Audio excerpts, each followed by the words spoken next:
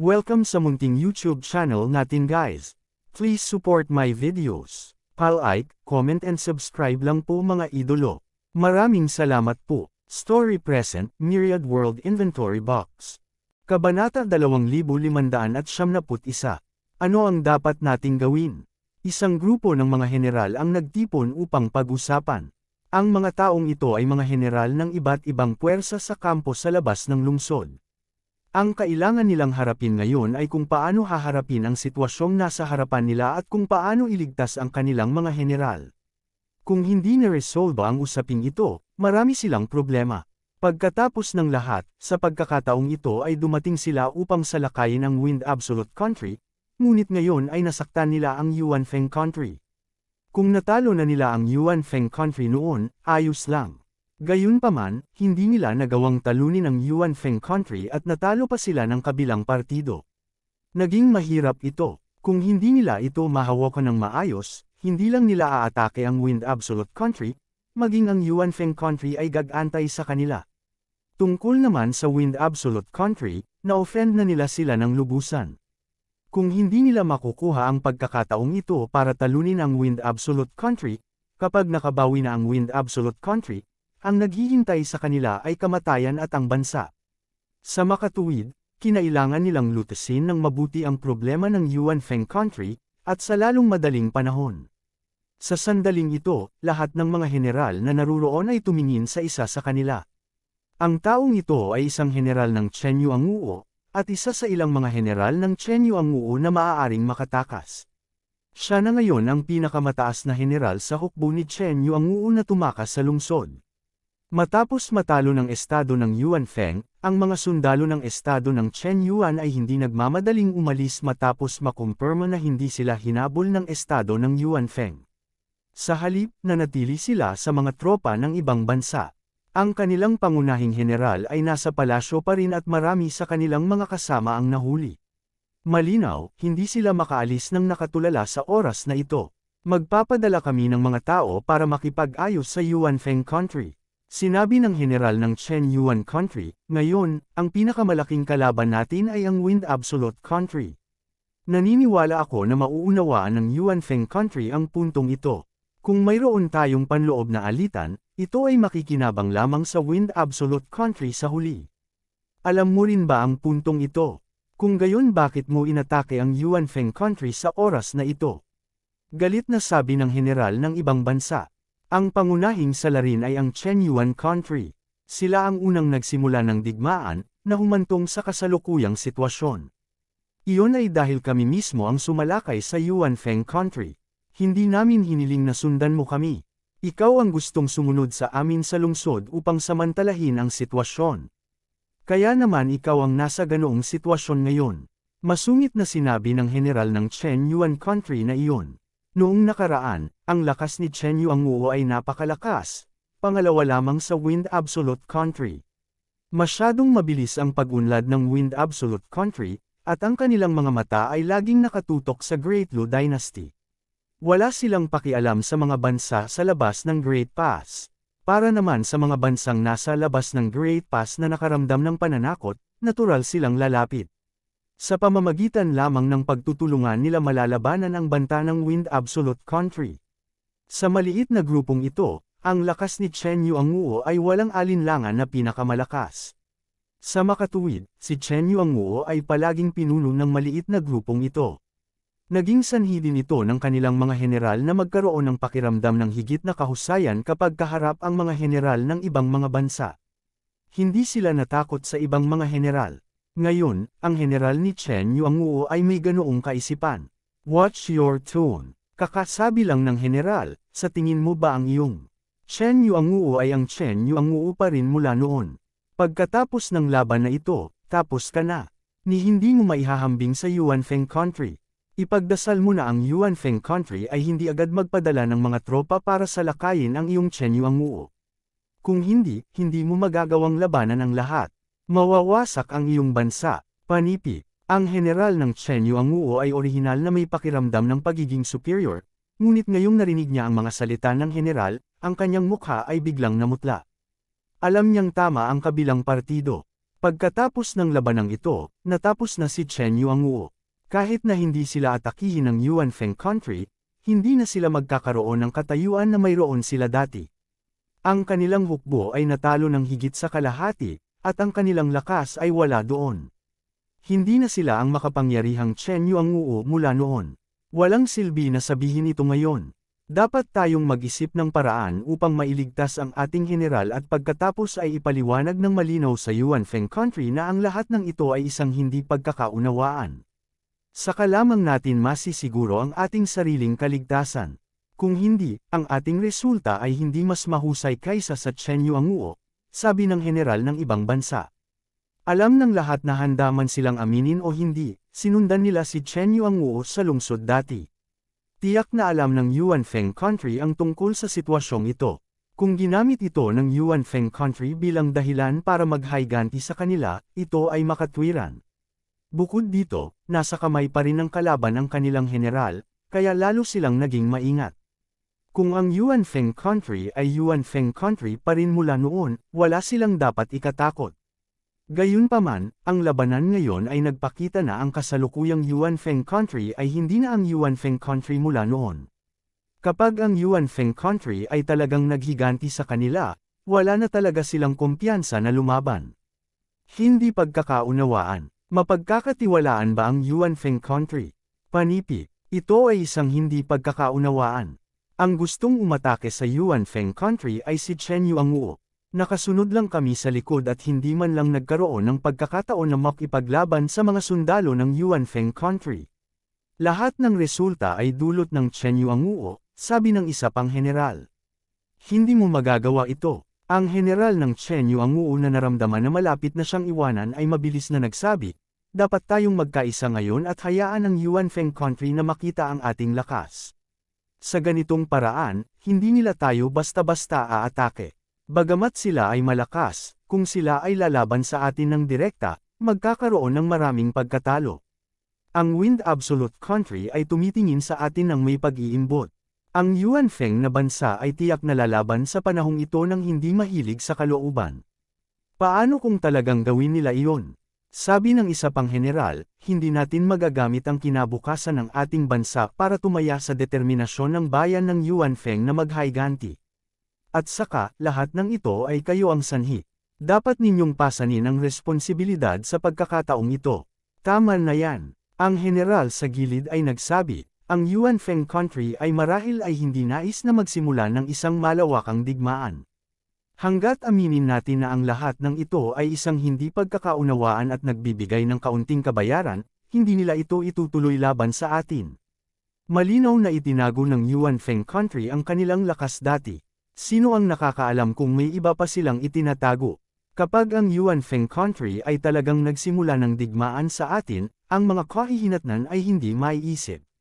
Sa ilalim ng sitwasyon kung saan ang Wind Absolute Country ay isang malaking kaaway, hindi tayo magkakaroon ng anumang salungatan sa Yuan Feng Country. Ang mga general ng ibang bansa ay halatang walang intensyon na makiramay sa general ng Chen Yuanguo. Gayunpaman, hindi ito maaaring ganap na sisihin sa kanila.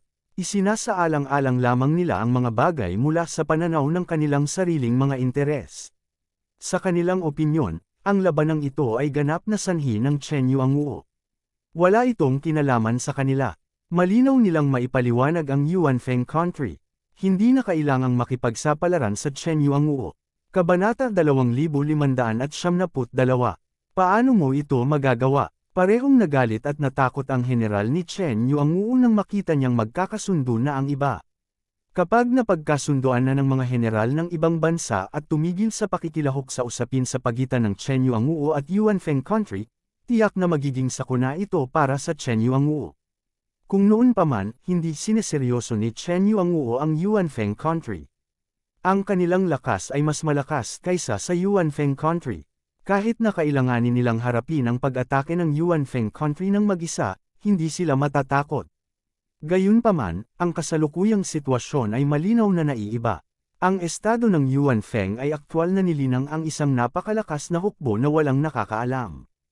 Ang eksaktong bilang ng mga tao sa hukbong ito ay hindi alam, ngunit ang kanilang lakas ay isang bagay na kahit si Chen Yuanguo ay hindi maihahambing.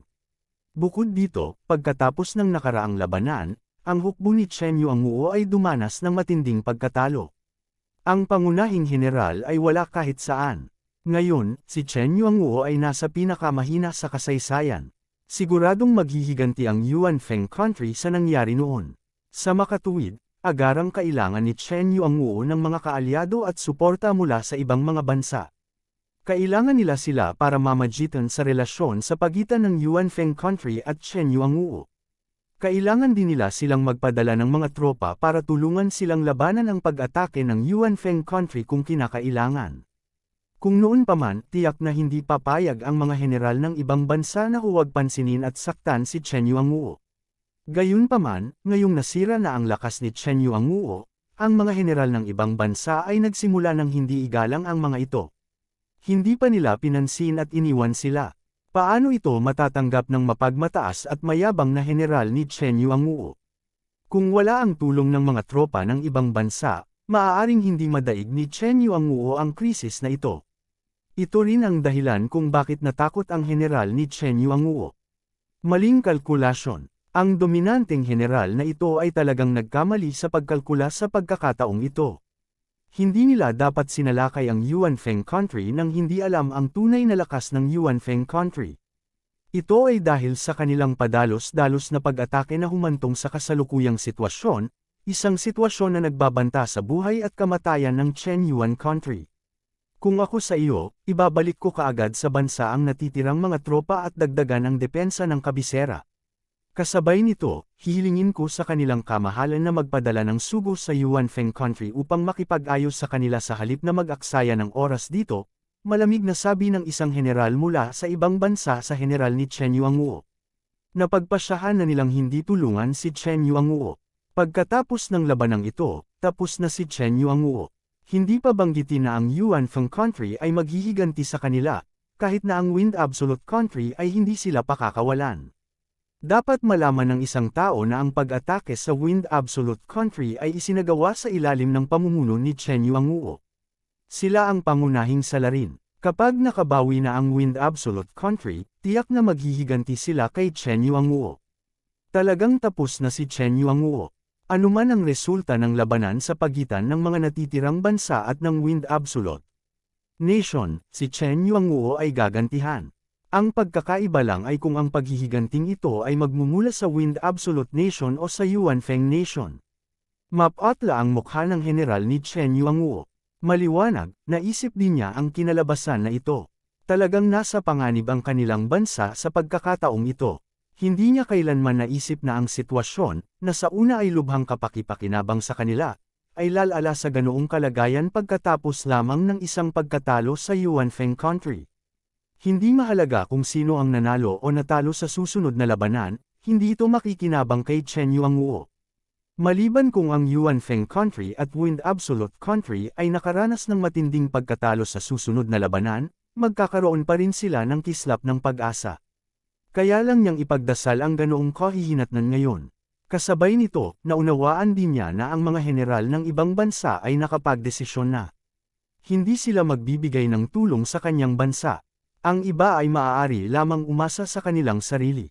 Sa pag-iisip nito, naunawaan din ng general ni Chen Yuanguo na talagang hindi na kailangang manatili sila rito. Pagkatapos ng lahat, ito ay nasa labas pa rin ng kabiserang lungsod ng Yuan Feng country. Ang hukbo ng Yuan Feng country ay maaaring sumugod anumang oras at palibutan sila. Sa oras na iyon, wala na silang matitirang tao. Wind Absolute Nation man o Yuan Feng country, aatakihin nila ang kanilang bansa sa malapit na hinaharap at gagantay sa kanilang bansa. Kaya naman, kinailangan pa niyang ibalik ang mga natitirang tropa para palakasin ang depensa ng kabisera at maghandang depensahan laban sa pag-atake mula sa Wind Absolute Nation o Yuan Feng country. Nang makita ang pangkalahatang pag-alis ni Chen Yuanguo sa kalungkutan, napagtanto din ng ibang mga general sa tent na talagang tapos na si Chen Yuanguo. Ang sitwasyon sa labas ng pass ay muling isusulat. Ang makapangyarihang Chen Yuanguo, dahil sa isang pagkakamaling ito, ay direktang humantong sa panganib ng pagkawasak ng kanilang bansa. Ano ang dapat nating gawin ngayon? Ang mga natitirang tao ay nagsimulang mag-usap kung ano ang dapat nilang gawin. Kung tutuusin, nakapasok din sila sa syudad dati. Bagamat sumunod lamang sila sa uso at naimpluwensyahan ng hukbo ni Chen Yuanguo, pumasok pa rin sila sa lungsod. Kung talagang gustong ituloy ng emperador ng Yuanfeng country ang usapin, sila ay nasa panganib. Tulad ng sinabi namin noon, nagpadala kami ng mga tao sa kanilang palasyo para magpaliwanag. Kung tutuusin, wala naman kaming direktang salungatan sa kanila. Sinundan lang namin si Chen Yuanguo sa lungsod. Bagamat nakagawa kami ng kaunting pinsala sa kanilang lungsod, kumpara sa Chen Yuanguo, ito ay mas masahol pa. Sa pagkakataong ito, ang salarin ay si Chen Yuanguo. Kung ang Yuanfeng country ay dapat lamang na maghiganti. Tama, hindi namin tinulungan si Chen Yuanguo sa bagay na ito. Naniniwala ako na makikita ng emperor ng Yuanfeng country ang aming sinseridad. At saka, kahit na dati ay itinago ng Yuanfeng country ang kanilang lakas, dapat ay may limitasyon kung gaano kalaki ang kaya nilang itago. Ngayon na gusto nilang maghiganti kay Chen Yuanguo at atakihin ang Wind Absolute country, hanggat hindi sila nahuhulog sa amin sa oras na ito, Hindi madaling kikilos ang bansa laban sa atin, kung kaya nilang talunin ang ating mga kalyadong puwersa, kahit na kaya nila. Ang kanilang lakas ay mababawasan ng husto sa oras na iyon, paano sila maghihiganti kay Chen Yuanguo at aatake sa Wind Absolute country? Oo, hanggat tayo ay nagkakaisa, ang Yuanfeng country ay walang gagawin sa atin. Mabilis na nagkasundo ang lahat, at hindi na sila masyadong nag-aalala. Bagamat gumawa sila ng ilang mga pagkakamali noon, lahat sila ay nasa loob ng katanggap-tanggap na saklaw. Kung ikukumpara kay Chen Yuanguo, ito ay mas magaan. Naniniwala sila na pagkatapos magbayad ng isang presyo, ang Yuanfeng country ay hindi panghawakan dito. Kung gayon, ano ang dapat nating gawin sa panig ni Chen Yuanguo? Biglang, binanggit muli ng isang general si Chen Yuanguo. Di ba sabi natin wala tayong pakialam sa kanila? Hindi natin kailangang galitin ang Yuanfeng country para sa kanila, sabi ng isa pang general. Hindi yun ang ibig kong sabihin. Ang general na nagsalita ngayon ay may hindi maipaliwanag na tingin sa kanyang mga mata. Kabanata 2573. Ibig mong sabihin, tapos na si Chen Yuanguo. Ang general ay hindi pinananatiling suspense at nagpatuloy, naniniwala ako na lahat tayo ay may pinagkasunduan sa puntong ito. Ang pagkakaiba lang ay kung sila ay mamamatay sa kamay ng Wind Absolute country, ng Yuanfeng country, o ng ating mga kamay. Kami. Tama, tayo, sinabi ng general, narito ang karamihan sa hukbo ni Chen Yuanguo. Ngayon, patay na sila o nahuli. Maliit na bahagi lang sa kanila ang nakatakas. Wala masyadong tropa sa bansa. Kaya, tiyak na mamamatay sila sa pagkakataong ito. Kung ganoon, bakit hindi tayo makialam sa oras na ito? Ibig mong sabihin, sasalakayin natin ang hukbo ni Chen Yuanguo. Sa oras na ito, naunawaan din ng ibang mga general ang kahulugan ng mga salita ng general. Tungkol sa panukala ng general na ito, ang mga general ng ibang bansa ay labis na naantig. Kung noon pa man, talagang hindi sila nang ahas na magkaroon ng anumang espesyal na pag-iisip tungkol kay Chen Yuanguo. Pagkatapos ng lahat, ang lakas ni Chen Yuanguo ay naroon. Bagamat hindi ito kasing husay ng Wind Absolute country, mas mahusay ito kaysa sa kanilang mga bansa. Alam nilang lahat na ang kanilang mga bansa ay hindi kalaban ni Chen Yuanguo. Kahit na magsanib puwersa sila, maaaring wala silang kumpiyansa na manalo laban kay Chen Yuanguo. Ito rin ang dahilan kung bakit hindi nila naisip na salakayin si Chen Yuanguo noon, dahil palagi silang binibigyan ng pressure ni Chen Yuanguo. Kinilala rin nila ang lakas ni Chen Yuanguo sa kanilang mga puso, kaya ngayon lang, matapos masaksihan ng kanilang sariling mga mata ang pagkatalo ni Chen Yuanguo, hindi nila naisip na atakihin si Chen Yuanguo. Gayunpaman, ngayong may nagbalita nito, ang iba ay nag-isip tungkol dito at napagtanto na ang pag-atake kay Chen Yuanguo ay hindi na isang imposibleng bagay. Ang lakas ni Chen Yuanguo ay lubhang nabawasan.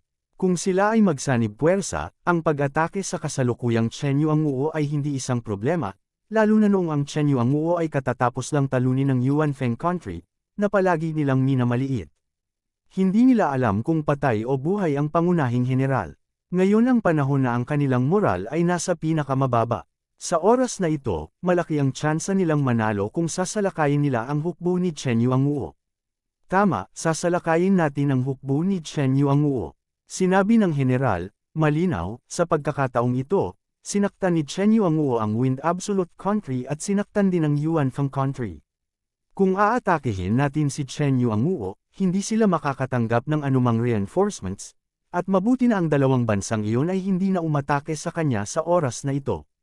Imposible para sa kanila na tulungan siya sa oras na ito, at sa ating Chen Yuanguo ay wala tayo sa kanilang lakas, tayo ay wala sa ating Yufaranguo, kaya tayo ay wala sa Yufaranguo ng ating pinagsamang lakas, isang problema. Dahil tapos na ang Chen Yuanguo, bakit hindi mamatay sa ating mga kamay?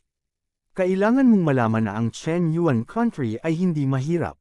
Upang mapalitan ang posisyon ng Wind Absolute Country, nagsusumikap silang umunlad.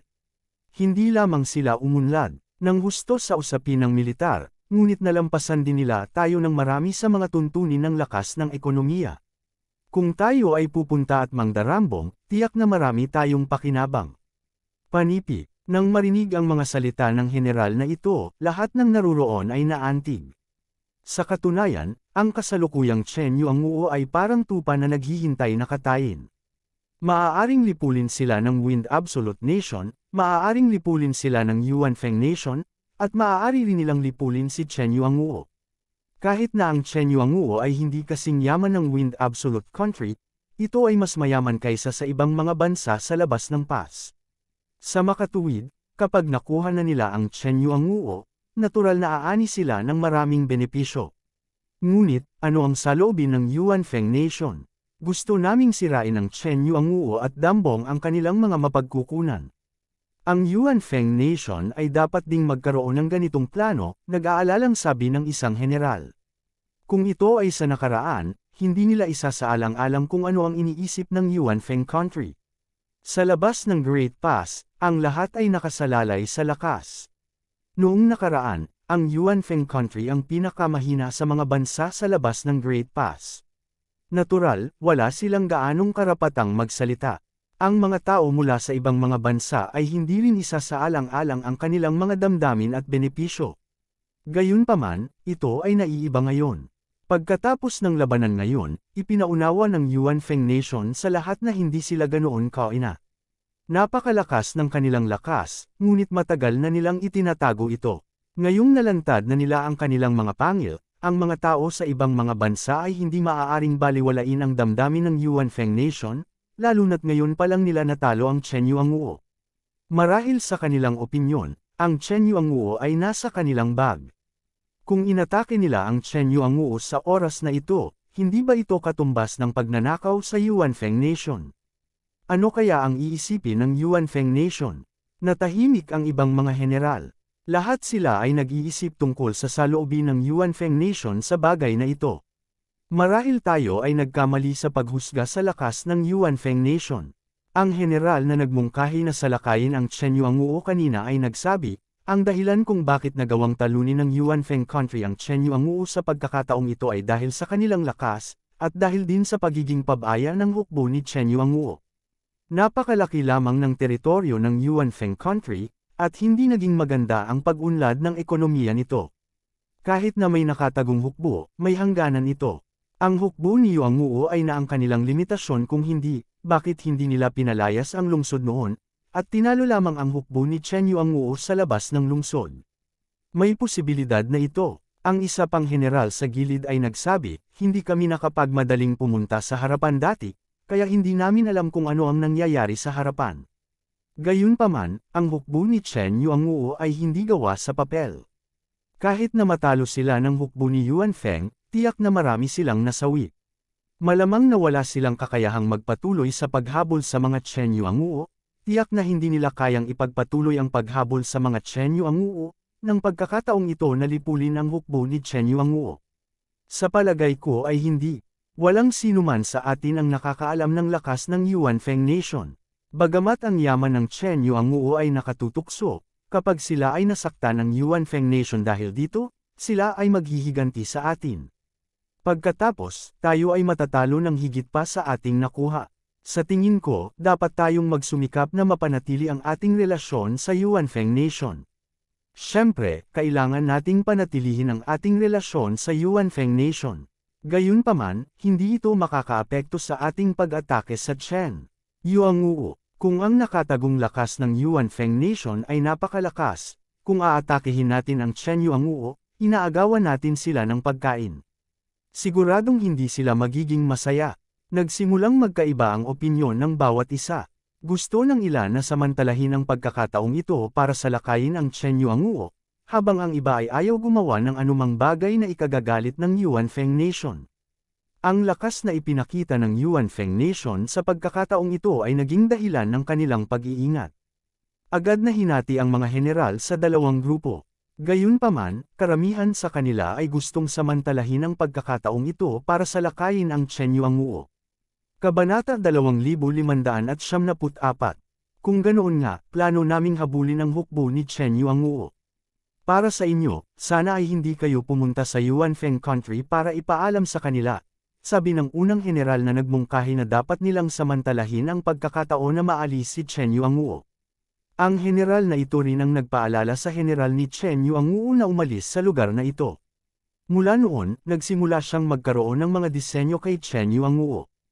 Hindi niya gustong manatili rito ang hukbo ni Chen Yuanguo. Una, ito ay upang pigilan ang hukbo ng Yuanfeng country na habulin sila. Pagkatapos, wala na silang magagawa. Pangalawa, kung nanatili rito ang hukbo ni Chen Yuanguo at hindi umalis, tiyak na magiging mapagbantay sila. Natakot sila na baka dumating ang hukbo ng Yuanfeng country para sa kanila. Kahit na gusto nilang salakayin ang hukbo ni Chen Yuanguo, hindi sila magkakaroon ng pagkakataon.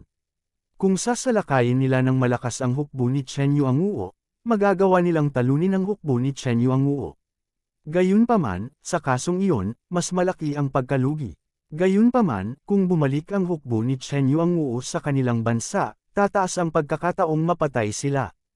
Ang mga sundalo ni Chen Yuanguo ay natakot na ngayon sa labas ng kanilang talino sa Yuanfeng country. Sa oras na ito, nais lamang nilang bumalik sa kanilang bansa sa lalong madaling panahon upang maiwasan ang paghihiganti ng Yuanfeng country.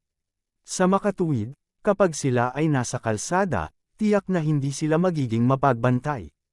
Ang mga handang salakayin ng hukbo ni Chen Yuanguo ay magkakaroon ng pagkakataon na gawin ito. Siyempre, hindi namin sila ilalantad. Ang isa pang general na hindi sumusuporta sa pag-atake kay Chen Yuanguo ay nagsabi, gayunpaman, ang bagay na ito ay tiyak na malalaman ng mga tao ng Yuanfeng country. Hindi ka ba natatakot na sila ay maghayganti? Bukod dito, ang iyong general ay dapat na nasa palasyo pa rin ng Yuanfeng country. Hindi ka ba natatakot na papatayin ng emperador ng Yuanfeng country ang general mo sa galit? Panipi, hindi gagawin iyon ng Yuanfeng state.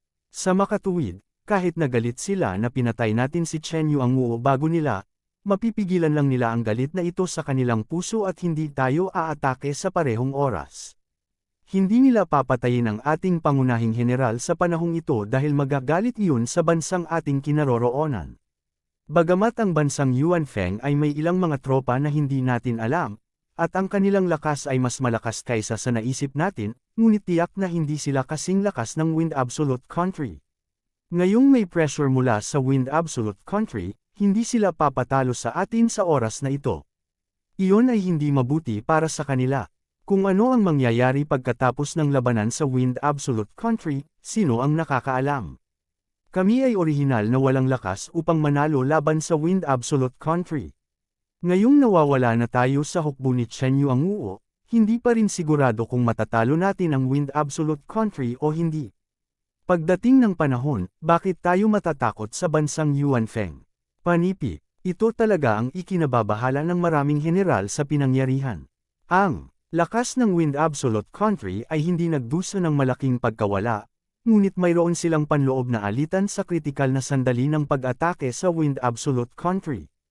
Kung walang tulong ni Chen Yuanguo, syempre, ang bagay na ito ay hindi masisisi sa Yuanfeng state.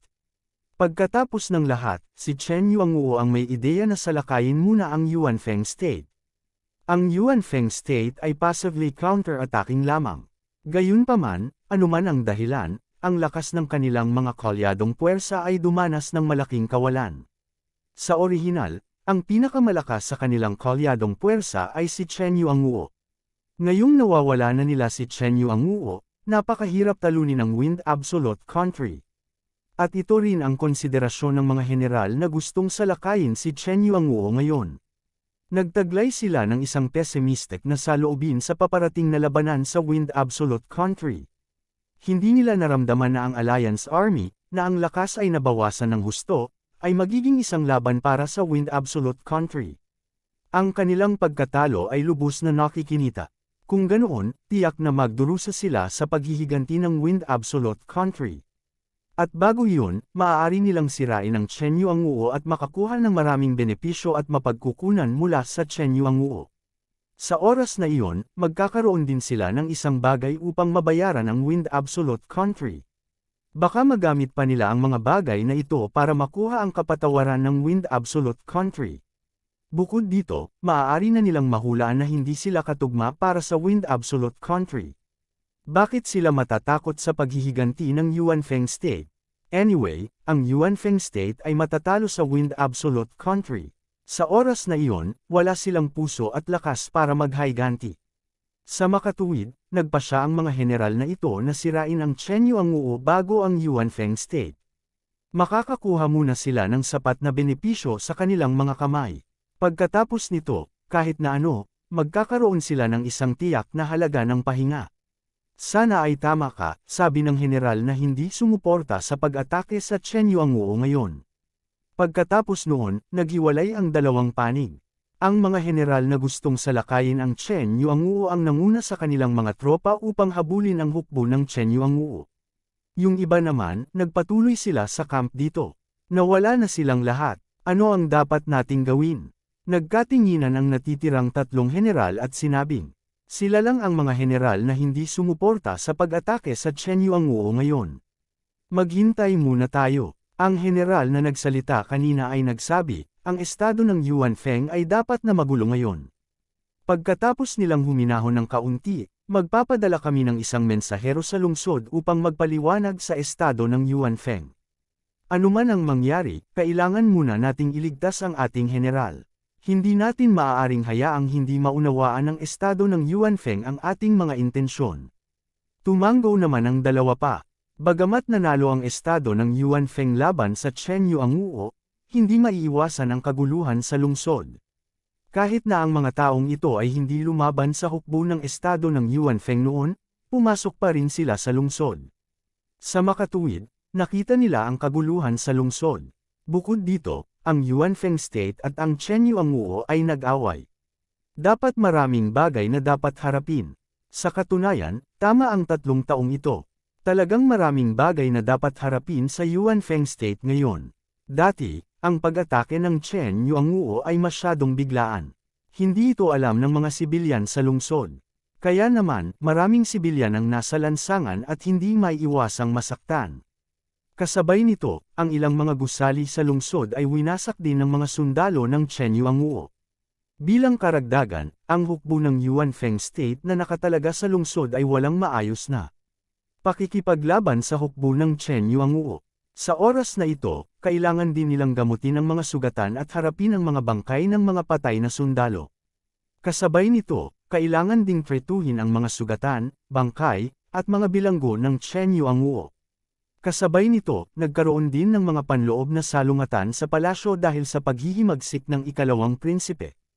Sa oras na ito, kailangan din nilang harapin. Sa madaling salita, ang kabisera ng Yuanfeng State ay napakaabala. Maraming bagay ang dapat harapin. Isa rin ito sa mga dahilan kung bakit hindi nagmamadaling hinabol ng hukbo ng Yuanfeng State ang hukbo ng Chen Yuanguo. Sa kabutihang palad, ang Yuanfeng State ay nanalo sa labanan. Sa makatuwid, bagaman maraming bagay ang dapat harapin, maganda pa rin ang kapaligiran sa kabisera. Kabanata 2575. Paano na? Iniisip pa ba ng lahat ng general na hindi kayang talunin ng ating bansa ng Yuanfeng si Chen Yuanguo? Panipi, sa parehong bulwagan tulad ng dati, ang puppet emperor na ipinagpalit ni Huangfeng ay nakaupo sa pinakamataas na posisyon, nakatingin sa ibaba sa mga general ng ibang mga bansa. Ang kanyang mukha ay puno ng mataas na espiritu at isang confident na ngiti. Dati, kapag gusto niyang patayin ang mga nangingibabaw na general at salakayin ang hukbo ni Chen Yuanguo, lahat ng mga general na ito ng ibang mga bansa ay nadama na hindi sila kalaban ni Chen Yuanguo. Ano ang naging resulta? Tinalo nila ang hukbo ni Chen Yuanguo, at nanalo sila ng maganda. Dahil dito, nakuha ng bagong umakyat na emperador ang paggalang ng mga general ng ibang mga bansa, gayon din ng mga ministro ng bansa ng Yuanfeng. Bagamat ang mga general na ito ng ibang mga bansa ay kontrolado noong panahong iyon at nawala ang kanilang kalayaan, pinahintulutan silang panuunin ang labanan mula sa malayo. Sa makatuwid, nakita nila sa kanilang mga mata na ang hukbo ni Chen Yuanguo ay lubos na natalo sa ilalim ng pag-atake ng bansa ng hukbo ni Yuanfeng. Bagamat may iba pang mga kadahilanan dito, tulad ng makitid na espasyo sa lungsod, hindi magagamit ng hukbo ni Chen Yuanguo ang kanilang kalamangan sa mga numero, at iba pa. Gayunpaman, anuman ang mangyari, natalo si Chen Yuanguo. Talagang nanalo ang bansang Yuanfeng sa isang magandang labanan. Ito ay isang bagay na sinang-ayunan ng mga general ng ibang mga bansa. Ngayon, naunawaan din nila na mali ang kanilang naunang paghatol sa lakas ng bansa Yuanfeng. Ang bansang Yuanfeng ay mas malakas kaysa sa inaakala nila. Ang bansang Yuanfeng ay mas malakas kaysa sa inaakala nila. Siyempre, tanging ang Puppet Emperor at Huangfeng lamang ang nakakaalam na ang lakas ng bansa ng Yuanfeng ay tulad ng hinatulan ng mga general ng ibang mga bansa. Talagang hindi sila kalaban ni Chen Yuanguo. Ang dahilan kung bakit kaya nilang talunin ang hukbo ni Chen Yuanguo ay dahil sa mga taong ipinagpalit ni Huangfeng at si Huangfeng mismo. Kung hindi, wala na silang pag-asa na manalo. Kung tungkol sa pinagmula ng mga sundalong iyon, hindi alam ng mga ministro sa pinangyarihan, at marami silang pagdududa sa kanilang mga puso. Gayunpaman, natural na hindi sila nang ahas na tanungin ang bagong emperador sa oras na ito. Nahulaan nilang lahat na maaaring lihim na nilinang ng bagong emperador ang kanyang pribadong hukbo noong siya pa ang unang prinsipe, para magamit niya ang puwersa para agawin ang trono kapag may problema sa trono, tulad ng ginawa ng ikalawang prinsipe noon. Gayunpaman, ang pagkakaiba ay ginamit ng ikalawang prinsipe ang hukbo ni Chen Yuanguo, at siya ay nabigo. Ang hukbo ng unang prinsipe ay nilinang ng kanyang sarili, at matagumpay niyang minana ang trono. Hindi man lang niya ginamit ang kanyang private army noong lumalaban siya para sa trono. Bagamat ang pamamaraan ng bagong emperador ay medyo samobra, iyon ay pagkatapos ng lahat ng nakaraan. Siya na ngayon ang bagong emperador ng bansa ng Yuanfeng, kaya walang problema. Bukod dito, nailigtas ng hukbong ito ang bansa ng Yuanfeng sa napakahalagang sandali. Bukod dito, sa pamamagitan ng pangyayaring ito, inaprubahan din ng mga ministro ng bansa ng Yuanfeng ang kakayahan ng bagong emperador na sanayin ang hukbo. Nakikita nila na ang hukbo na biglang lumitaw ay napakalakas, mas malakas kaysa sa kanilang kasalukuyang hukbo. Nagawa nilang manalo laban sa Chen Yuan country higit sa lahat dahil sa hukbong ito.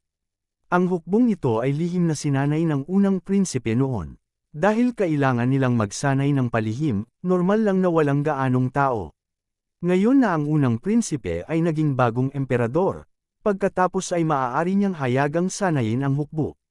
Kung ang kanilang bansa ng Yuanfeng ay maaaring magkaroon ng higit sa 10,000, o higit pa sa 100,000 ng naturang hukbo, kung gayon sino ang kanilang kalaban. Dati, nang sabihin ng bagong emperor na sila lang ang makakatalo sa Wind Absolute Country, hindi lang ang mga general ng ibang bansa ang hindi naniwala sa kanyang mga salita, kundi maging ang mga ministro ng bansa ng Yuanfeng ay hindi rin naniwala. Kaya lang hindi nila ito masabi ng malakas. Gayunpaman, matapos makita ang lakas ng hukbo na sinanay ng bagong emperador sa kanilang sariling mga mata, ang mga ministrong ito ay naniwala na sa mga salita ng bagong emperador. Hanggat ang bagong emperador ay bibigyan pa ng ilang oras upang sanayin ng sapat ang gayong hukbo, kung gayon ang pagkatalo sa Wind Absolute Country ay talagang hindi isang panaginip. Sa sandaling naisip nila na maaari nilang talunin ang pinakamalakas na Wind Absolute Country sa labas ng pass, ang mga ministrong ito ng bansa ng Yuanfeng ay hindi maiwasang matuwa. Noong nakaraan, ang kanilang bansa ng Yuanfeng ay ang pinakamahina lamang na bansa sa labas ng pass. Maging ang mga ministrong ito ay hindi nagsasalita ng matatag kapag kaharap ang mga ministro ng ibang mga bansa. Ngayon, natalo na nila si Chen Yuanguo. Bukod dito, mayroon silang pag-asa na talunin ang Wind Absolute Country. Kung talagang matalo nila ang Wind Absolute Country sa hinaharap, tiyak na mapapalitan nila ang Wind Absolute Country bilang pinakamalakas na bansa sa labas ng pass. Sa oras na iyon, gaano kaluwalhati iyon? Kapag ang mga taong ito ay humarap sa mga general ng ibang mga bansa, gaano katatag ang kanilang mga salita? Ang pag-iisip pa lang ng ganoong eksena ay nasa sabik na ang mga ministrong ito. Gayunpaman, minamaliit pa rin ng mga ministrong ito ang bagong emperador, o sa halip, minamaliit nila si Huang Feng. Gusto nilang talunin ang Wind Absolute Country, ngunit hindi na nila kailangang maghintay ng ilang taon sa hinaharap. Si Huang Feng ay walang masyadong oras para manatili dito. Bukod dito, hindi sila bibigyan ng Wind Absolute Country ng napakaraming oras para dahan-daang sanayin ang hukbo. Parehong gustong salakayin ni Huang Feng at ng bagong emperador ang Wind Absolute Country sa lalong madaling panahon. Lahat, ano sa tingin nyo ngayon? Patuloy na suportahan si Chen Yuanguo. O samahan kami sa pag-atake sa Wind Absolute Country. Tinanong ng bagong emperador ang mga general ng ibang bansa. Nang marinig ito ng mga taong ito, agad silang nabigla at nagsabi, "Kamahalan, huwag mong sabihin sa akin na gusto mong salakayin ang Wind Absolute Country ngayon." Tama na, hindi ito itinanggi ng bagong emperador. Gayunpaman, ang iyong Yuan Feng Country ay dumaan na sa isang malaking labanan. Kahit na manalo ka laban kay Chen Yuanguo, mayroon ka pa ring ilang mga talo. Kung aatakihin mo ang Wind Absolute Country ngayon, hindi ba ito ay masyadong nagmamadali? Sabi ng isa pang general, ang labanan sa Wind Absolute Country ay hindi maiiwasan. Pagkatapos ng lahat, sinalakay nila ang hukbo ng Wind Absolute Country dati. Ang Wind Absolute Country ay gustong maghiganti sa kanila. Gayunpaman, dati, ang Chen Yuanguo at ang Yuan Feng Country ay hamina sa lakas ng Allied Forces, na direktang nagdulot ng kawalan ng pag-asa sa lahat na talunin ng Wind Absolute Country. Ngayong natalo na si Chen Yuanguo, mas matindi ang kanilang pagkatalo. Ang tanging bagay na maaasahan nila ay ang Yuan Feng Country, na biglang sumabog. Sa makatuwid, ayaw ng mga general na ito na maging masyadong mapusok ang Yuan Feng Country. Sa kanilang opinyon, kung aatakihin ng Yuan Feng Country ang Wind Absolute Country ngayon, walang pagkakataong manalo. Mas mabuting magpahinga ng mabuti. Pagkatapos nito, sabay-sabay na aatake ang lahat sa Wind Absolute Country. Sa makatuwid, lahat ng mga general na ito ay pinayuhan ng emperador ng Yuan Feng Country na huwag atakihin ang Wind Absolute Country ngayon. Iyon ay haantong sa kabiguan ng lahat. Kabanata 2576. Sa tingin mo ba hindi kayang talunin ng aking Yuan Feng Country ang Wind Absolute Country? Tiningnan ng bagong emperador ang mga general ng ibang bansa at nagtanong. At least hindi ngayon, sinabi ng isang general. Ang lakas ng Wind Absolute Country ay kitang-kita sa lahat. Ang iyong Yuan Feng Country ay dapat gumaling.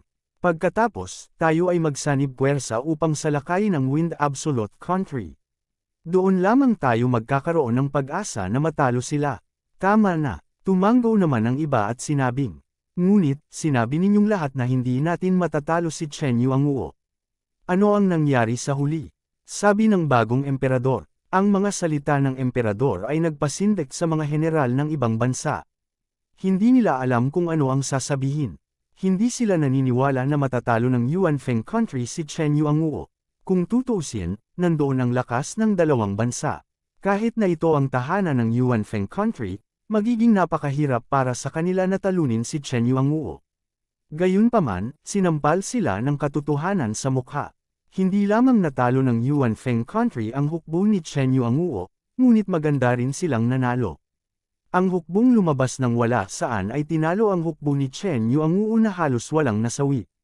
Ang lahat ng ito ay nasaksihan ng mga taong ito sa kanilang sariling mga mata.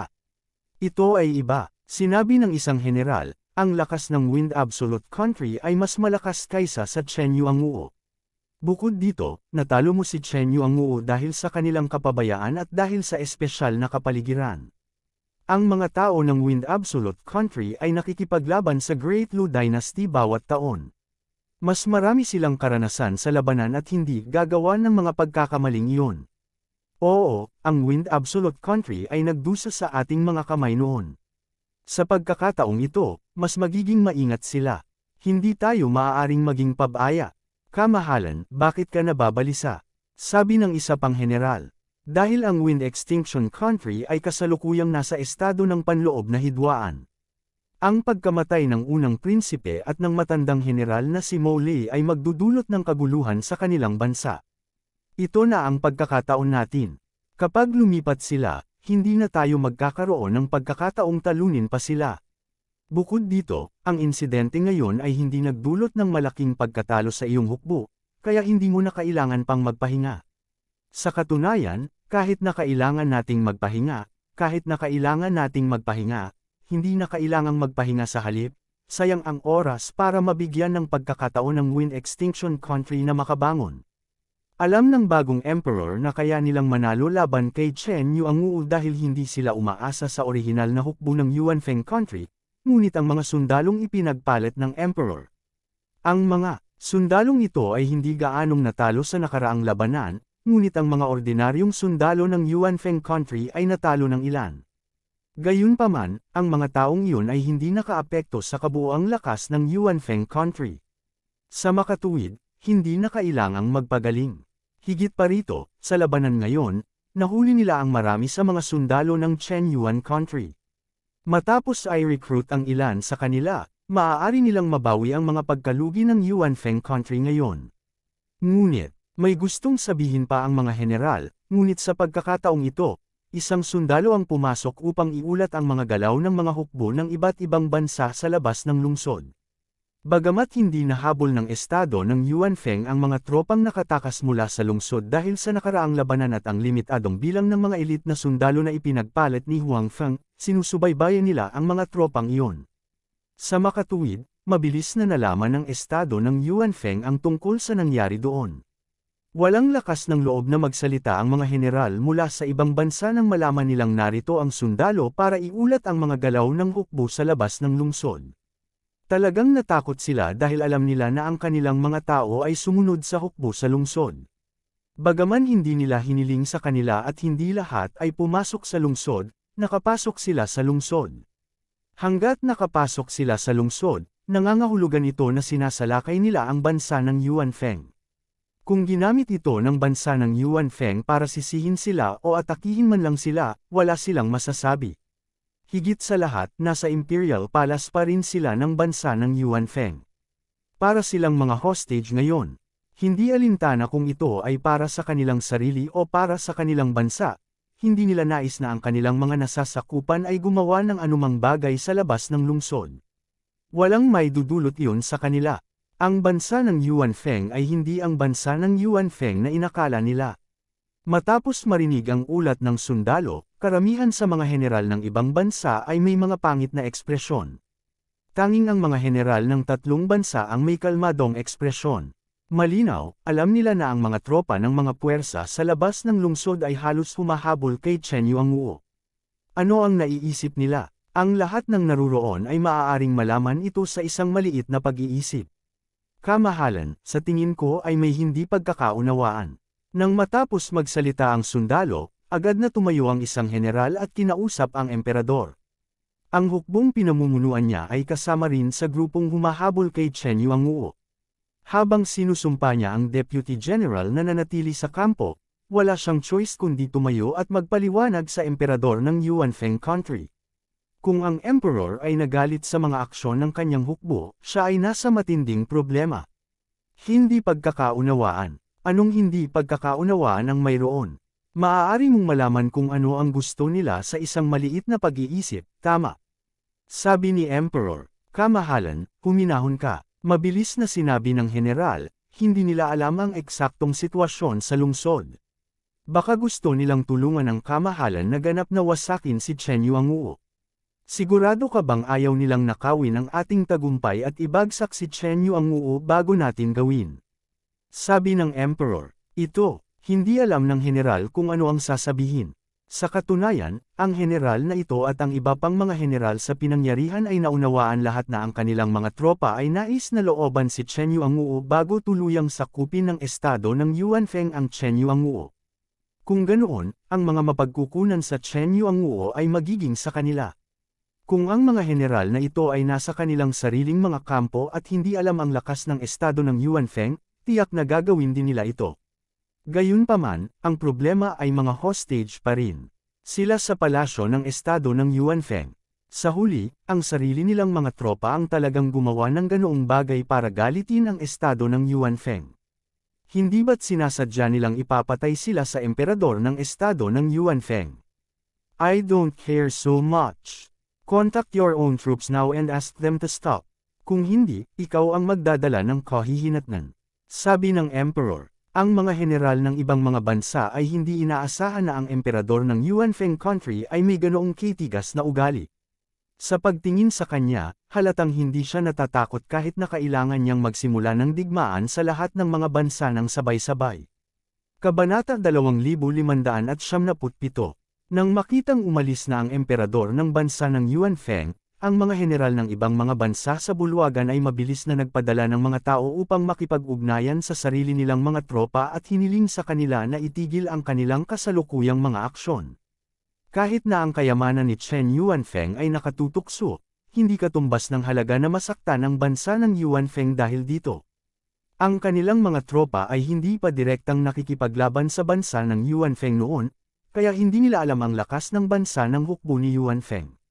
Sa makatuwid, hindi nila sineseryoso ang bansa ng Yuanfeng. Gayunpaman, nakita ng mga general na ito ng kanilang sariling mga mata na isang malakas na hukbo ang lumabas mula sa bansa ng Yuanfeng at tinalo si Chen Yuanguo. Bagamat walang gaanong tao sa hukbong iyon, medyo malakas ang kanilang lakas sa pakikipaglaban. Bukod dito, sino ang makakasiguro na ang mga taong iyon ay mga elit ng bansa ng Yuanfeng? Sino ang nakakaalam kung ang bansa ng Yuanfeng ay nagtago ng higit pa sa gayong mga tropa? Sa makatuwid, ang bansa ng Yuanfeng ay parang isang mabangis na tigre ngayon. Walang nang ahas na saktan ito ng basta-basta. Kung hindi, ang mga kahihinatnan ay magiging napakaseryoso. Kahit na agawin muna nila ang kayamanan ni Chen Yuanguo, tiyak na hindi nila mapoprotektahan ang kayamanan sa ilalim ng pag-atake ng bansa ng Yuanfeng. Sa halip, magdudulot ito ng kapahamakan sa kanilang sariling mga bansa. Gayunpaman, pagkatapos ipadala ng mga general na ito ang kanilang mga personal na gwardya upang makipag-ugnayan sa mga tropa, hindi sila masyadong kinakabahan o natatakot.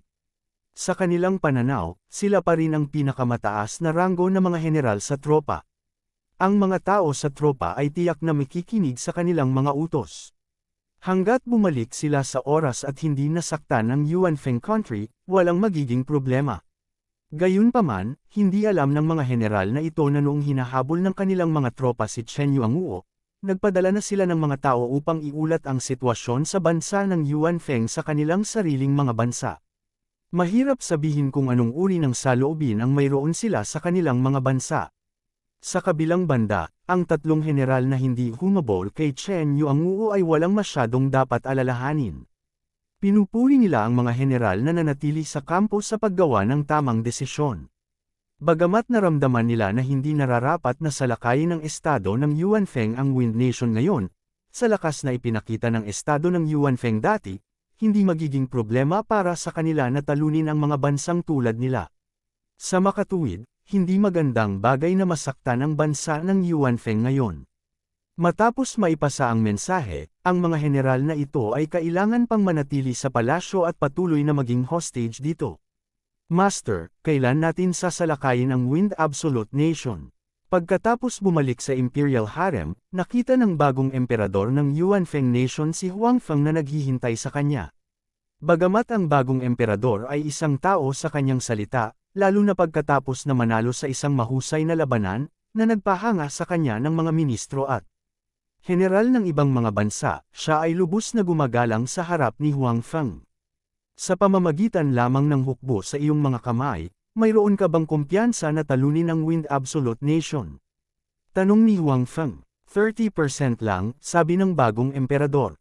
Ito ay dahil ang hukbong ito ay may mga piling tropa na ipinagpalit ni Huangfeng, pati na rin ang daan-daang mga eksperto sa pangalawang antas at mas mataas. Kung hindi, sa orihinal na hukbo lamang ng Yuanfeng country, ang tupay na emperador na ito ay hindi magkakaroon ng 10% na pagkakataong manalo. 30%. Masyadong maliit iyon, sabi ni Huangfeng, Kung ganoon, kailangan pa rin natin ang tulong ng mga tropa mula sa ibang bansa. Panipi, bagamat maaari pa ring ipagpalit ni Huang Feng ang isang elite na tropa, gagastos ito ng malaking pera. Bukod dito, may limitasyon sa kung ano ang maaaring ipagpalit. Ang pag-atake sa Wind Absolute Nation ay usapin ng lahat ng mga bansa sa labas ng Great Wall. Hindi nais ni Huang Feng na ang bansa ng Yuan Feng lamang ang lumahok at ang ibang mga bansa ang manood ng palabas. Sa huli, kapag nagbayad siya ng napakalaking halaga para pabagsakin ang Wind Absolute Nation, lalabas sila para samantalahin ito. Walang ganoong magandang bagay sa mundong ito. Guro, may isa pang bagay na maaaring hindi mo alam, sinabi ng Popeye na emperador kay Huang Feng tungkol sa mga galaw ng ibang mga bansa sa labas ng lungsod. Matapos itong marinig ni Huang Feng, hindi lamang siya nagalit, ngunit nagningning ang kanyang mga mata. Ito ay isang pagkakataon. Sinabi ni Huang Feng, ang Chen Yuang na iyon ay orihinal na laman ng ating mga bibig. Ngayon, ang mga tao mula sa ibang mga bansa ay talagang gustong agawin ang karne mula sa ating mga bibig. Ito ay lumalampas sa linya. Noong una, iniisip ko pa kung paano haharapin ang relasyon sa kanila. Hindi natin sila maaaring hayaang lumabas at samantalahin tayo pagkatapos nating labanan tayo.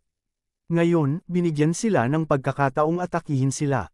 Sa unang plano ni Huang Feng, nais niyang pag-isahin ang mga bansa sa labas ng Great Wall. Gayunpaman, ang pagkakaiba ay ang Wind Absolute Nation ay maaaring gumamit ng puwersa upang talunin sila, ngunit hindi ito magagawa ng ibang mga bansa. Pagkatapos ng lahat, sila ay kaalyado sa kanyang sariling Yuan Feng country. Medyo hindi makatwiran ang biglang pag-atake ng isang kaalyado. Dati, sinundan ng mga hukbo ng ibang mga bansa si Chen Yuang sa lungsod, na nagbigay kay Huang Feng ng ilang dahilan. Gayunpaman, ang dahilan na ito ay hindi masyadong sapat. Pagkatapos ng lahat, ang mga hukbo ng mga bansang iyon ay hindi marami, at lahat sila ay sumusunod sa likod ni Chen Yuang. Wala silang direktang salungatan sa Yuan Feng country. Masasabing nakita nila ang intensyon ni Chen Yuang at gustong pumasok at tumulong sa Yuan Feng country. Gayunpaman, iba ang sitwasyon ngayon. Sa harap ng kayamanan ni Chen Yuang, ang hukbo ng mga bansang iyon ay muling gumawa ng maling desisyon. Gusto talaga nilang agawin ang pagkain sa bibig ni Chen Yuang. Hindi ba ito nagbigay kay Chen Yuang ng dahilan para atakihin sila?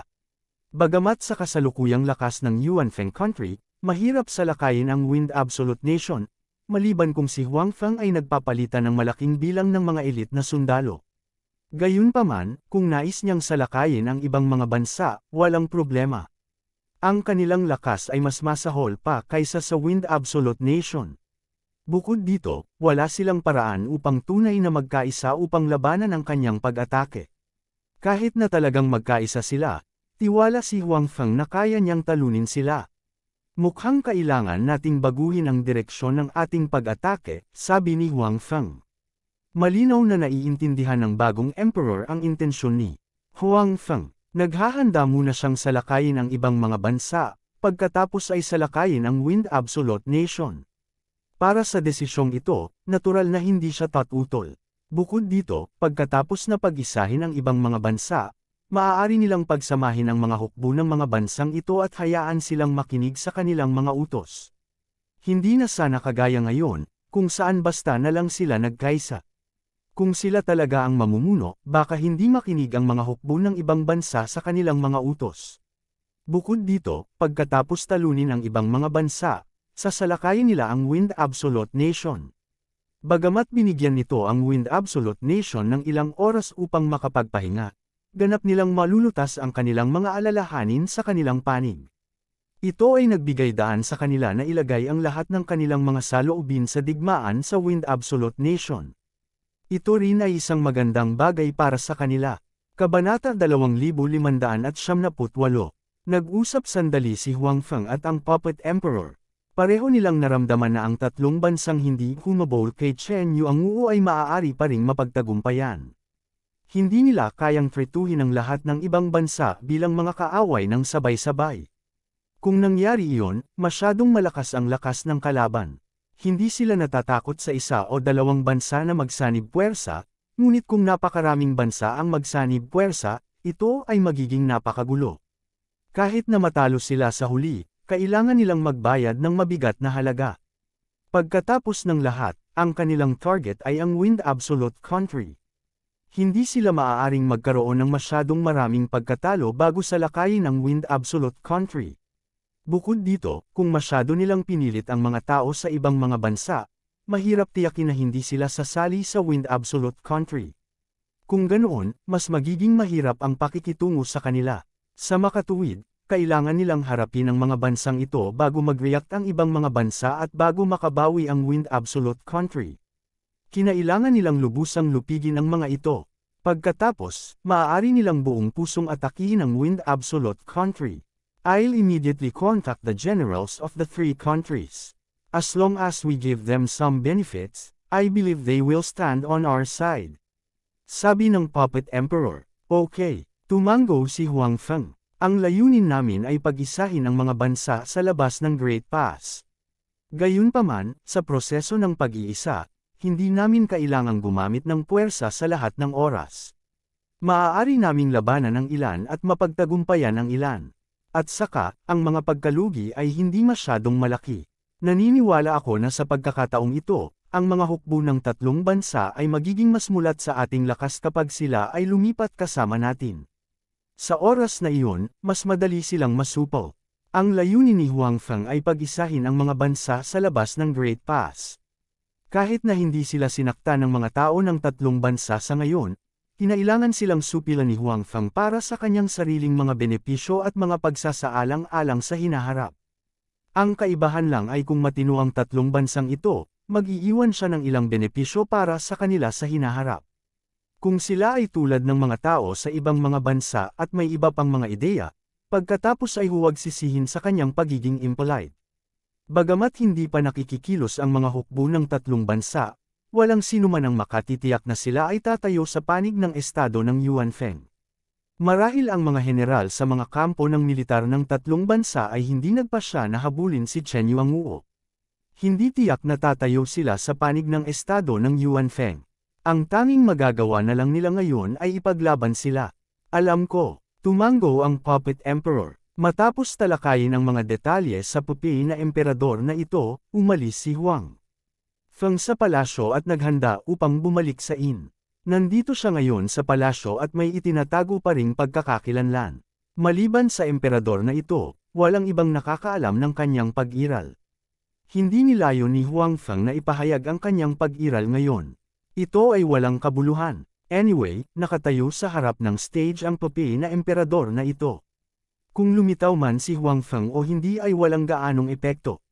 Sa kabilang banda, pagkaalis ni Huang Feng, sinunod ng pupi na emperador ang mga tagubili ni Huang Feng at lihim na nakipag-ugnayan sa mga general ng tatlong bansa upang tingnan kung may posibilidad ng pakikipagtulungan. Sa katunayan, kahit na ang tatlong bansang ito ay hindi nakipagtulungan sa Yuan Feng Country, bagaman si Huang Feng at ang pupi na emperador ay maaapektuhan, hindi ito magiging masyadong malaki. Ayaw lang nilang magdulot ng sobrang gulo. Sa makatuwid, hiniling lamang ni Huang Feng sa pupi na emperador na makipag-ugnayan sa mga general ng tatlong bansa at subukan ang kanyang makakaya na makipagtulungan sa kanila. Hindi ibig sabihin na kailangan nilang makipagtulungan sa kanila. Sa ilalim ng linyang ito, alam ng pupi na emperador kung ano ang dapat niyang gawin at kung anong mga konsesyon ang dapat niyang gawin kapag nakikipag-usap sa mga general ng tatlong bansa. Sa kabilang banda, pagkabalik ni Huang Feng sa inn, nakita niya si Prinsesa Qi na sabik na naghihintay sa bulwagan. Bagamat lampas na sa oras ng hapunan, napakasigla ng bulwagan.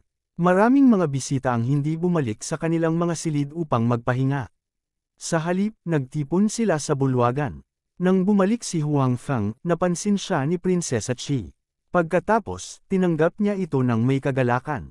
Bumalik ka na, okay ka lang ba? Napakagulo ngayon sa labas. Pumasok ang mga kaaway sa lungsod. Pagkatapos noon, parang natalo ang mga iyon. Gayunpaman, kontrolado ng hukbo sa lungsod ang mga lansangan at hindi pinahintulutan ang sinuman na umalis. Nag-alala ako sa iyo. Lumakad si Prinsesa Qi sa tabi ni Huang Feng at patuloy na binibigkas ang kanyang mga alalahanin. Si Huang Feng ang pinakamalapit na tao kay Prinsesa Qi sa banyagang bansang ito. Siya rin ang pinakamapagkakatiwalaang tao. Hindi alam, si Huang Feng ay may mahalagang posisyon sa puso ni Prinsesa Qi. Sa makatuwid, nang matuklasan niya na ang labas ng mundo ay napakagulo at mapanganib, si Prinsesa Chi ay nag-aalala tungkol sa kaligtasan ni Huang Feng. Kahit alam niyang hindi mahina si Huang Feng, hindi niya maiwasang mag-alala. Ayos lang ako. Inakay ni Huang Feng si Prinsesa Chi sa dati nilang upuan at umupo. Tapos, sabi niya, kamusta ka na? May mga sundalo ba dito? Panipi. Alam ni Huang Feng na ang hukbo ni Chen Yuanguo ay pumasok sa lungsod. Bagamat ang kanilang target ay ang Imperial Palace ng estado ng Yuanfeng, ang pangunahing puwersa ay dumiretso sa Imperial Palace pagkatapos makapasok sa lungsod. Nais nilang kontrolin ang Imperial Palace sa maikling panahon at huwag bigyan ng masyadong maraming oras ang estado ng Yuanfeng para mag-react. Sa ganitong paraan, mababawasan nila ang kanilang pagkalugi. Gayunpaman, mayroon pa ring ilang mga sundalo mula sa Chen Yuanguo at mga sumunod sa kanila sa lungsod. Sinira nila ang ilan sa mga gusali sa lungsod. May mga sundalo pa nga na nagnakawan at pumatay sa mga mamamayan sa lungsod. Ayos naman kaming lahat, sinabi ni Prinsesa Chi, nakinig kami sa iyo at hindi lumabas ngayon. Nang pumasok ang mga kaaway sa labas ng lungsod, nagtago kami sa loob ng bahay panuluyan. Ang mga sundalong iyon ay patuloy na nakikipaglaban sa mga sundalo sa loob ng lungsod at pinatay ang ilan sa mga sibilyan sa labas. Gayunpaman, hindi sila pumasok sa bahay panuluyan. Ang mga tao sa loob ng bahay panuluyan ay nagtago rin dito. Lahat ay sinusubukang alamin kung ano ang nangyari sa labas. Si Huang Feng ay natural na napakalinaw tungkol sa nangyari sa labas. Gayunpaman, ang mga tao sa inn ay hindi masyadong malinaw. Ang alam lang nila ay umatake na ang mga sundalo sa labas ng lungsod. Sa magulong panahon na ito, hindi dapat ipagtaka ang digmaan. Gayunpaman, ang mga sundalo sa labas ng lungsod ay pawang kaalyado ng estado ng Yuanfeng. Sa makatuwid, hindi maintindihan ng mga tao sa inn kung bakit nila sasalakayin ang estado ng Yuanfeng. Alam ng mga tao sa inn ang tungkol sa estado ng lakas ni Yuanfeng. Nang makita nila ang napakaraming sundalo na umaatake sa estado ng Yuanfeng, naisip nila na tiyak na matatalo ang estado ng Yuanfeng.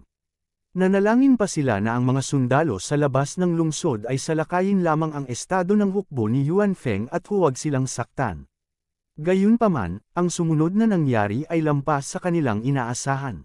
Ang estado ng Yuanfeng ay hindi natalo gaya ng kanilang inaasahan. Sa halip, tinalo nila ang mga sundalong pumasok sa lungsod at nanalo. Gayunpaman, kailangan nilang linisin ang larangan ng digmaan at alisin ang ilan sa mga sundalo ni Chen Yuanguo na nakalusot sa lungsod. Sa makatuwid, hindi pinahintulutan ng mga sundalo ng estado ng Yuanfeng ang sinuman na lumabas sa oras na ito. Kabanata 2579. Kahit na ang bansa ng Yuanfeng ay talagang nanalo sa labanan, ang mga tao sa inn ay nag-aalala at natatakot pa rin. Una, sa panahon ng labanan, ang ilang mga sundalo ng Chen Yuan Country ay nakakalat sa ilang mga eskinita at kalye. Nasa syudad pa sila ngayon. Kahit na hinahanap na sila ng hukbo ng bansa ng Yuanfeng, hindi pa nila tuluyang nalipol ang mga ito. Ang mga sundalo ng Chen Yuan Country na nakatakas ay papasok din sa mga bahay ng ilang tao upang maiwasan ang paghahanap ng mga sundalo ng bansa ng Yuanfeng. Bagamat walang nagmamadaling pumasok sa inn hanggang ngayon, ang isang bahay sa tabi ng inn ay nasira lang ng 2 o 3 sundalo ng Chen Yuan Country. Bagamat mabilis na sumugod ang mga sundalo ng bansa ng Yuanfeng, napatay pa rin ang kakaunting tao sa bahay na iyon. Ang mga sundalong ito ng Chen Yuan Country na itinaboy sa isang sulok ay napakabaliw ngayon. Nawalan na sila ng malay. Wala silang kahit katiting na bawal pagdating sa pagpatay ng tao. Dagdag pa rito, kahit na natalo ng bansa ng Yuanfeng ang hukbo ng bansa ng Chen Yuan, marami pa ring tropa mula sa ibang mga bansa sa labas ng lungsod. Sino ang nakakaalam kung anong uri ng saloobin mayroon ang mga tropa ng mga bansang ito sa bansa ng Yuanfeng? Marahil sa susunod na segundo, sasalakayin na naman nila ang lungsod. Sa makatuwid, dahil sa pag-aalala at takot, ang mga bisita sa inn ay hindi nagpapahinga sa oras na ito. Sa halip, nagtipon sila sa bulwagan. Kung mas maraming tao ang nagtitipon, mas ligtas ang kanilang pakiramdam. Siyempre, bukod sa takot, labis din silang nagulat sa lakas ng bansa ng Yuanfeng. Bilang mga taong nagnenegosyo sa labas ng Great Pass sa buong taon, halos alam nila ang lakas ng mga bansa sa labas ng Great Pass. Hindi nila naisip na ang makapangyarihang Chen Yuan country ay matatalo ng bansa ng Yuan Feng. Bukod dito, nasa ilalim ng kondisyon na matagumpay na nakapasok sa lungsod ang bansa ng Yuan Feng. Hindi kaya ang dahilan kung bakit madaling nakapasok ang hukbo ni Chen Yuanguo sa lungsod ay dahil sinasadya sila ng mga tao ng Yuan Feng Nation para mapuksa sila. Bagamat may ilang koneksyon ang mga bisitang ito sa mga bansa sa labas ng Great Pass, talagang hindi nila alam kung ano ang nangyayari sa labas sa napakaikling panahon. Bakit biglang inatake ng Chen Yuan country ang bansa ng Yuan Feng? At bakit ang bansa ng Yuan Feng ay kayang talunin ng Chen Yuan country ng ganoon kadali sa maikling panahon? Ang mga pag-aalinlangan na ito ang mga paksang madalas nilang pinag-usapan pagkatapos nilang magtipon. Ang ilan sa mga mangangalakal na may koneksyon sa Yuan Feng country ay ginagamit na ang kanilang mga koneksyon upang malaman ang mga ins at out ng usapin. Kahit na si Prinsesa Qi at Xiao Huan ay masyadong interesado sa kung ano ang nangyayari sa labas, wala silang kakilala maliban kay Huang Feng. Sa makatuwid, kahit na gusto nilang malaman kung ano ang nangyayari sa labas at kung nasa panganib si Huang Feng, wala silang anumang paraan upang malaman kung ano ang nangyayari sa labas. Ang tanging magagawa nila ay maghintay sa bulwagan at alamin ang sitwasyon mula sa mga mangangalakal sa kanilang paligid. Kasabay nito, labis na nag-aalala sina Princess Qi at Xiao Huan kay Huang Feng. Bagamat malakas si Huang Feng, hindi siya masasabing hindi magagapi. Ang labas ng mundo ay nasa kaguluhan at walang nakakaalam kung kailan lalabas ang isang araw. Kung si Huang Feng ay bahagyang pabaya, maaaring mangyari ang isang aksidente. Sa kabutihang palad, ngayong ligtas nang nakabalik si Huang Feng, sa wakas ay gamaan ang loob ni na Prinsesa Qi at Xiao Huan. Ang pagdating ni Huang Feng ay nakatawag din ng atensyon ng ilang mangangalakal sa bulwagan. Kailangang malaman ng isa na ang mga tao ay hindi pinapayagang maglakad-lakad ng basta-basta sa araw, lalo na sa gabi. Matagal nang ipinatupad ang curfew. Gayunpaman, sa ilalim ng ganoong mga pangyayari, si Huang Feng ay nakapasok sa labas mula sa labas. Ito ay medyo kawili-wili. Kuya, sa labas ka pumasok. Lifted na ba ang curfew sa labas? Paano ang sitwasyon sa labas? Isang mangangalakal ang pumunta sa gilid ni Huang Feng at nagtanong. Sinundan din siya ng ilang iba. Maliwanag na interesado sila sa sitwasyon sa labas. Hindi pa natatanggal ang curfew. Palihim akong pumasok. Sinabi ni Huang Feng, ngayon, ang hukbo ng imperial ng Yuan Feng country ay nakapaligid at sinusupil pa rin ang ilan sa mga gumagala na sundalo ni Chen Yuanguo. Gayunpaman, dapat bumalik sa normal ang lahat bukas. Karamihan sa mga sundalo sa hukbo ni Chen Yuanguo ay sumuko na. Ang mga natitira ay hindi nabanta. Bukas, lahat ay malayang makakakilos. Ang bagong emperador ng Yuan Feng country ay ipinagpalit ni Huang Feng. Walang mas nakakaalam ng sitwasyon sa lungsod kaysa kay Huang Feng. Bagamat mayroon pa ring ilang mga sundalo ni Chen Yuanguo sa lungsod, hindi marami sa kanila. Hindi sila pamilyar sa lugar na ito at hindi makapagtago ng matagal. Kahit na ang mga orihinal na sundalo ng Yuan Feng country ay hindi masyadong malakas, marami pa rin sila. Ngayon, hindi naging problema na gamitin ang mga ito para maghanap ng mga tao. Bukod dito, ang kabisera ng Yuan Feng country ay hindi masyadong malaki. Hindi ito kukuha ng masyadong maraming oras upang hanapin ang buong lungsod. Kaya naman, dapat tanggalin na ang curfew bukas. Mabuti naman, sinabi ng mga ngalakal, talagang hindi komportable na makulong dito. Oo, kung hindi ko ibebenta ang aking mga paninda, mabubulok sila sa aking mga kamay. Ang mga mangangalakal ay natural na mas interesado sa kanilang sariling mga kalakal at negosyo. Natural na ayaw nilang makulong dito at hindi makapagnegosyo. Wala silang pakialam kung sino ang nanalo o natalo, basta hindi ito makakaapekto sa kanilang negosyo. Ang mga mangangalakal ay karaniwang mas matalino. Mula sa mga salita ni Huang Feng, alam nila na si Huang Feng ay may mga koneksyon sa lungsod. Kung hindi, imposibleng malaman niya ang balita. Bukod dito, sinabi ni Huang Feng na palihim siyang pumasok. Hindi naniwala ang mga mangangalakal na ito. Kung tutuusin, napakaraming sundalo sa mga lansangan at napakasiksik ng mga patrol. Hindi magiging madali para kay Huang Feng na pumasok. Ang lahat ng mga mangangalakal na ito ay nadama na si Huang Feng ay dapat magkaroon ng magandang relasyon dito. Maaari niyang malaman ang higit pang mga balita at hayaan silang malayang gumalaw sa mga lansangan. Sa makatuwid, maraming tao ang may intensyon na kaibiganin si Huang Feng. Para sa mga taong nagnenegosyo, isa pang kaibigan ang isa pang landas. Hindi pa banggitin, maaaring magkaroon ng malalim na relasyon si Huang Feng sa Yuanfeng country. Natural na ayaw nilang makaligtaan. Gayunpaman, iba ang iniisip ng mga taong ito. Kahit na si Huang Feng ay may ilang koneksyon dito, at ang bagong emperor ng Yuanfeng country ay kanyang alipin, si Huang Feng ay talagang nakalusot sa ina ito. Pagkatapos ng lahat, maliban sa bagong emperador, walang ibang nakakaalam tungkol sa kanyang pag-iral. Sa makatuwid, natural, hindi siya maaaring gumamit ng anumang mga koneksyon. Sa husay ni Huang Feng, hindi masyadong mahirap para sa kanya na pumuslit habang nagpapatrolya ang mga sundalo. Ang kailangan lang niyang gawin ay magbigay ng kaunting atensyon. Sa harap ng biglaang sigla ng mga mangangalakal na ito, bahagyang nataranta si Huang Feng. Dahan-dahan lang niyang haharapin ito. Pagkatapos ng lahat, hindi tatamaan ang isang nakangiting tao. Bukod dito, napakabuti ng ugali ng mga mangangalakal na ito. Kabanata 2600. Matapos makitungo sa mga masigasig na mangangalakal na may matinding kahirapan, dinala ni Huang Feng sina Prinsesa Qi at Xiao Huan pabalik sa kanilang silid. Gayunpaman, nang siya ay aalis, kitang-kita niya ang mga ngiti sa mga mata ng mga mangangalakal, pati na rin ang mga titig na lumilipat sa pagitan niya at ni Prinsesa Qi. Malinaw na ang mga taong ito ay hindi naiintindihan ang relasyon ni Huang Feng at Princess Qi. Napansin din ni Prinsesa Qi ang mga titig ng mga taong iyon. Namula ang mukha niya habang nakababa ang ulo at naglakad pasulong. Maaari lamang magpanggap si Huang Feng na wala siyang nakita. Ang ganitong bagay ay hindi madaling ipaliwanag. Habang sinusubukan niyang ipaliwanag, mas malaki ang hindi pagkakaunawaan. Bagamat may mga paghihigpit sa pakikipag-ugnayan sa lungsod sa susunod na 2 araw, magiging mabigat pa rin ang kapaligiran.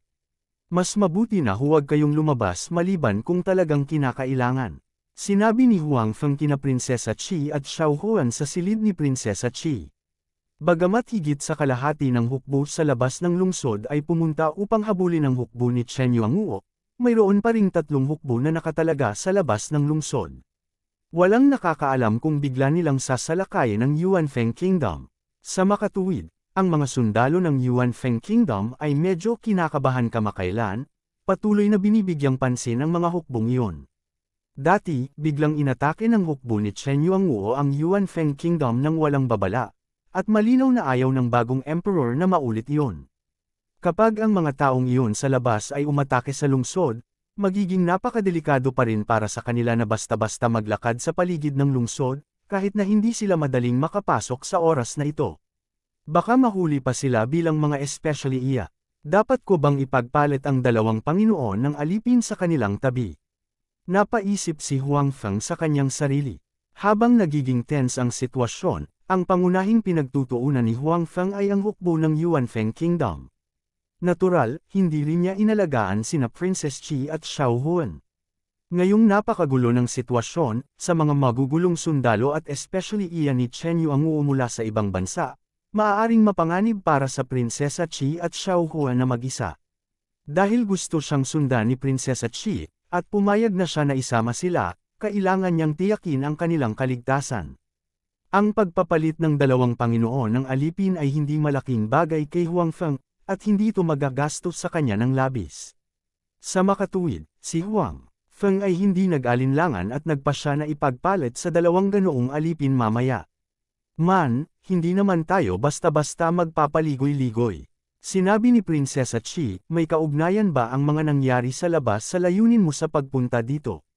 Dati, nang sabihin ni Huang Feng na pupunta siya sa Yuanfeng country, hindi siya tinanong ni Prinsesa Qi kung bakit siya pupunta at direktang pumayag na sumama. Gayunpaman, dahil sinabi ito ni Huang Feng ng same time, malinaw na narito siya para sa isang bagay na mahalaga. Naisip niya kung paano ipinaalala ni Huang Feng sa kanya at kay Xiao Huan bago siya umalis sa umaga na magiging mas magulo at mapanganib ang lungsod ngayon. Pagkatapos noon, nangyari ang insidente ng pag-atake ng hukbo ni Chen Yuanguo sa Yuanfeng Country. Sa makatuwid, iniugnay ni Prinsesa Qi si Huang Feng sa pangyayaring ito. Kung hindi komportable para sa iyo na sabihin ito, hindi mo na kailangan.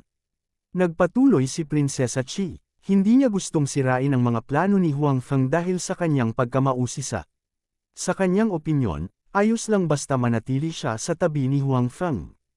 Walang ibang mahalaga, walang hindi masasabi. Malaki ang tiwala ni Huang Feng kina Prinsesa Qi at Xiao Huan. Alam ko na ang tungkol sa pag-atake ni Chen Yuanguo sa Yuanfeng Country ng maaga at gumawa ng ilang mga pagsasaayos. Ngayon, ang lahat ay nasa ilalim pa rin ng aking kontrol.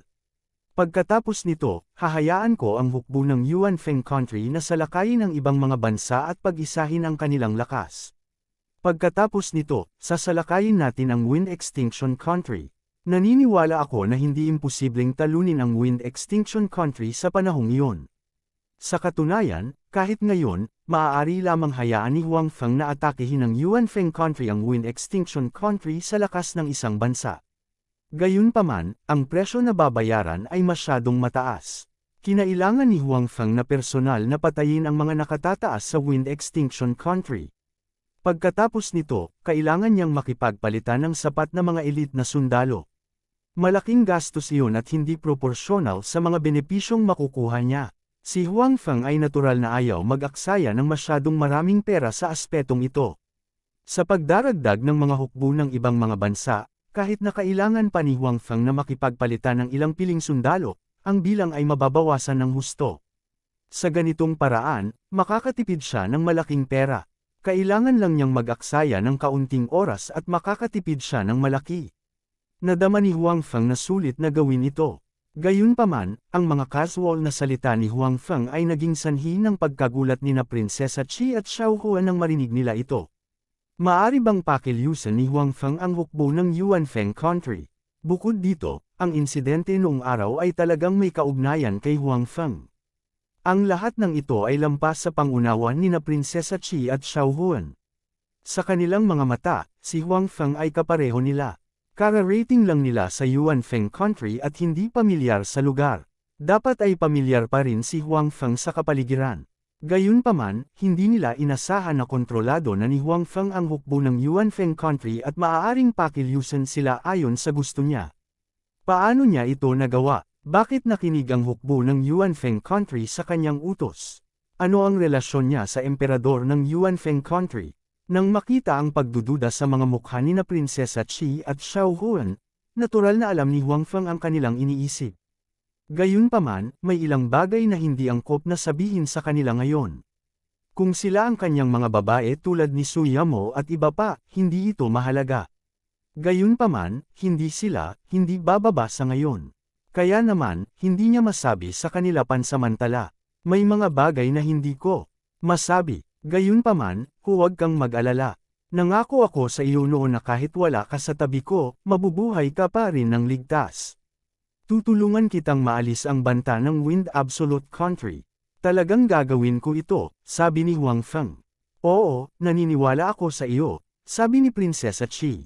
Sa katunayan, hindi talaga gusto ni Princess Qi na tulungan siya ni Huang Feng na alisin ang banta ng Wind Absolute Country. Kung ang banta ng Wind Absolute Country ay hindi umiiral, paano siya magkakaroon ng dahilan upang manatili sa tabi ni Huang Feng? Ano ang gagawin niya kung itaboy siya ni Huang Feng? Ano ang gagawin niya kung hahabulin siya ng kanyang royal brother pabalik sa Imperial Palace? Hanggat hindi ako itinataboy ni Huang Feng, hindi ako aalis. Itaboy man ako ni royal brother, hindi na ako babalik. Napaisip si Prinsesa Qi sa sarili. Pagkatapos aliwin sina Prinsesa Qi at Xiao Huan, bumalik si Huang Feng sa kanyang silid. Pagkatapos ay ipinagpalit niya ang dalawang dalubhasa ng alipin at ginawa silang lihim na protektahan sina Prinsesa Qi at Xiao Huan. Kasabay nito, ang mga general ng ibang mga bansa na nasa ilalim ng house arrest ng Popey na emperador ay umaasa na ang mga hukbo ng kanilang mga bansa ay makikilala ang sitwasyon at makinig sa kanilang mga utos. Nais nilang mabilis na sumuko sa ligaw na ambisyon ng Chen Yuanguo. Kung hindi, magdadala sila ng kaguluhan sa kanilang mga bansa.